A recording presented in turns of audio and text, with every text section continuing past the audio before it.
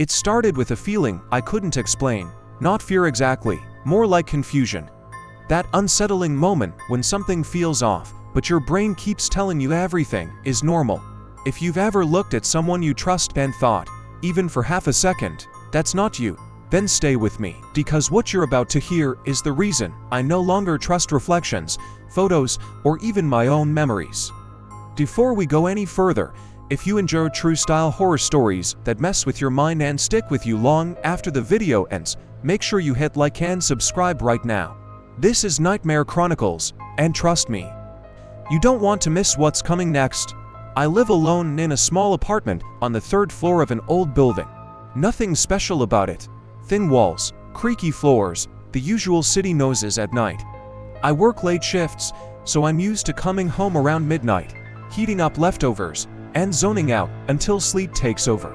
That routine never changed, until the night my neighbor greeted me in my own voice. I was unlocking my door when I heard someone behind me say my name. Same tone, same tired sound I hear every morning when I talk to myself. I turned around, expecting maybe a neighbor I barely knew, but what I saw made my stomach drop. It was me. Not someone who looked similar. Not a coincidence. Same height, same face. Same scar on the eyebrow I got as a kid. He was standing at the end of the hallway, smiling like he'd been waiting. I froze, my key slipped from my hand and clattered on the floor. When I blinked, he was gone.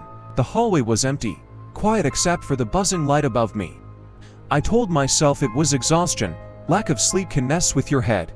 That's what I kept repeating as I locked myself inside and tried to laugh it off. The next morning, things got worse. My phone showed a missed call from my own number, no voicemail, just a timestamp from 3:17 a.m. I checked my call history again and again, thinking it was a glitch. Then I noticed something else, a sent message. I don't remember sending it. It was to my sister. Just for words, I'm fine. Don't worry. When I called her, her voice sounded tense. She asked why I sounded strange the night before. I told her I hadn't called. She went quiet for a few seconds and then said, "You did." We talked for almost 10 minutes. She said I sounded calm, almost empty, like I was reading lines instead of speaking. That was the first time fear really settled in. Over the next few days, people started acting differently around me. The cashier downstairs asked if I was feeling better after the other night. A coworker laughed and said I had a weird sense of humor lately. I didn't know what they were talking about. I hadn't done anything unusual. At least, not that I remembered. Then I found proof. I set up an old laptop to record my apartment while I slept, just to ease my mind. I expected nothing. Maybe some shadows, maybe the hum of the fridge. What I saw instead made my hands shake so badly I almost dropped the screen. At 2:48 a.m., the bedroom door opened. I was already asleep in the footage. The thing that walked in wasn't a shadow. It wasn't blurry. It was me, fully awake, eyes open, moving slowly, like it was trying not to make noise. It stood over my bed for a long time, just staring, not touching me, not speaking, smiling. Then it leaned down and whispered something. The audio was too faint to hear. I couldn't breathe.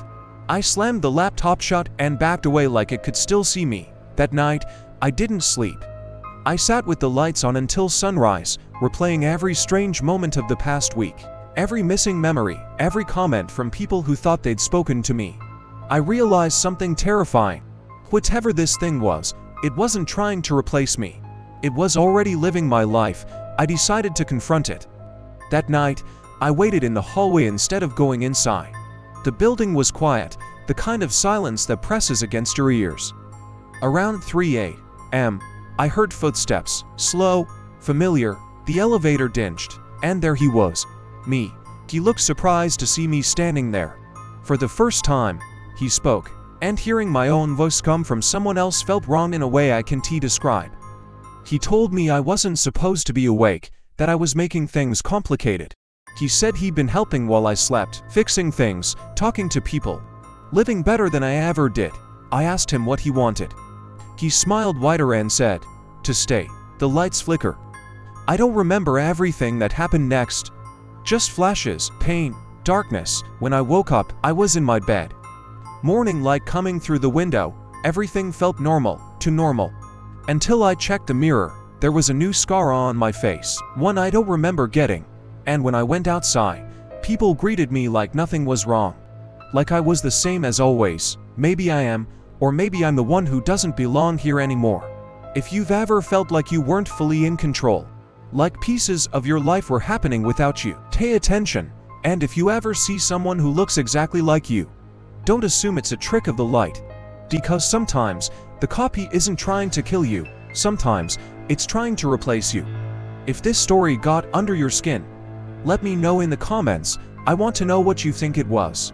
A hallucination, a doppelganger, or something far worse. Share this video with someone who loves psychological horror. And don't forget to subscribe to Nightmare Chronicles for more stories that follow you into the dark.